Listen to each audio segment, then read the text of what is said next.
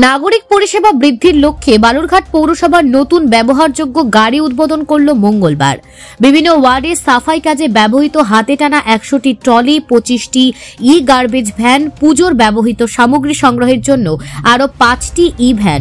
1000 গ্যালনের 5টি জলের ট্যাঙ্ক এবং একটি হাইড্রোলিক ক্রেন উদ্বোধন করলেন বালুরঘাট পুরসভার চেয়ারম্যান অশোক মিত্র। পুরসভার সাফাই পরিষেবা কাজের গতি বাড়াতে এদিন থেকে অতিরিক্ত গাড়িগুলি চালু করা হয়। অপরদিকে ডিজাস্টার ম্যানেজমেন্টের জন্য এবং ভারী সামগ্রী বিভিন্ন বিল্ডিংয়ে ওঠানো নামানোর জন্য একটি হাইড্রা গাড়ির উদ্বোধনও এদিন করা হয়।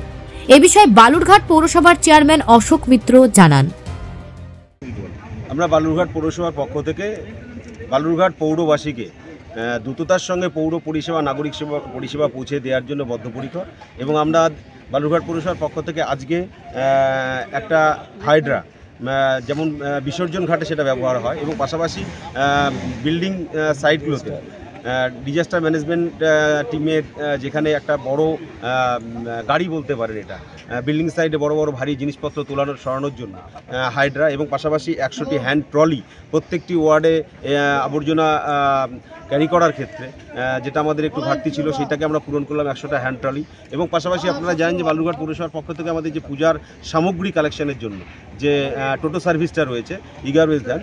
আরও 5টা আজকে আমরা উদ্বোধন করলাম এবং পাশাপাশি আরও 25টা ই গার্বেজ ভ্যান, যেটা সেপারেট ওয়েতে যে কালেকশন হয় পচনশীল অপচনশীল, সেই ই গার্বেজ ভ্যান আজকে আরও 25টা আমরা উদ্বোধন করা হলো এবং পাশাপাশি বিল্ডিং যারা করেন, যেমন রেসিডেন্সিয়াল হতে পারে, কমার্শিয়াল হতে পারে, তাদের পক্ষ থেকে অনেক দিনের একটা ডিমান্ড ছিল যে তাদের ওই ছোটো ছোটো ট্যাঙ্কি নিয়ে জলটা ব্যবহার করার ক্ষেত্রে তাদের কস্টিং বেশি পড়ে যায় এবং তাদের বেশ কয়েকটা ট্যাঙ্কি নিতে হয়। তার জন্য আমরা বালুরঘাট পৌরসভার পক্ষ থেকে 1000 গ্যালনের যে জলের ট্যাঙ্কার, সেটা আজকে আমরা 5টা উদ্বোধন করলাম। বালুরঘাট থেকে রিপন ভৌমিকের প্রতিবেদন, নিউজ টুডে।